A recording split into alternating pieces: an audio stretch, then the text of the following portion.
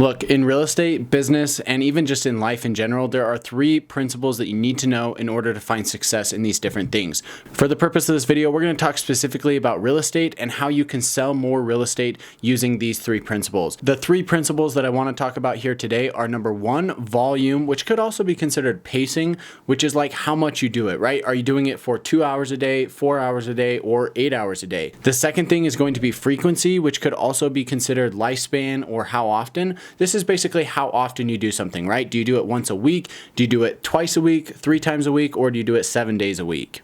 And the third principle that you need to know is intensity. This could also be considered focused effort for that activity, which is how hard you do something or what is the quality of that thing that you're doing. So let's break each of these down. Number 1, let's talk a little bit about volume. Volume and pacing is going to be how much you do it. If you're going to be doing cold calling or door knocking or open houses, are you going to be doing that for 1 hour a day, 2 hours a day, 4 hours a day, or 8 hours a day?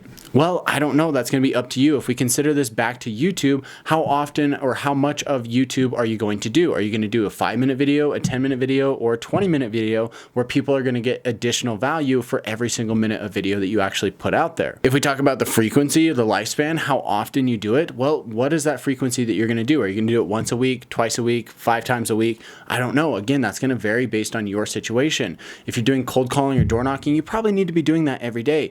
If you're doing YouTube, you probably need to do at least 1 to 2 videos per week in order to find that success. And the third thing, intensity or that focused effort, what's the quality of what you're doing? You need to have high quality effort in the activities that you're doing in order to find success. When you combine these 3 principles together, when you increase one, that's going to push the other ones up, but if one falls, the other ones will fall as well. So you need to be kind of careful. You can't just have very high frequency, but very low quality, right? You have to bring up the quality as your frequency goes up. If you just are putting out video after video after video, if you're on YouTube doing that as your lead generation source, if you're just putting out tons of video content, but it's not actually good quality, you're probably not going to see results. It's the mixture of all 3 of these things that are going to lead to the results that you see in your market. Again, talking about real estate and YouTube, because that's my favorite method of lead generation, I'm going to focus this video specifically on those things. So you need to have good volume of video, right? So we're going to do 10 to 20 minute videos. We're going to have a good frequency, which is going to be at least 1 to 2 times per week.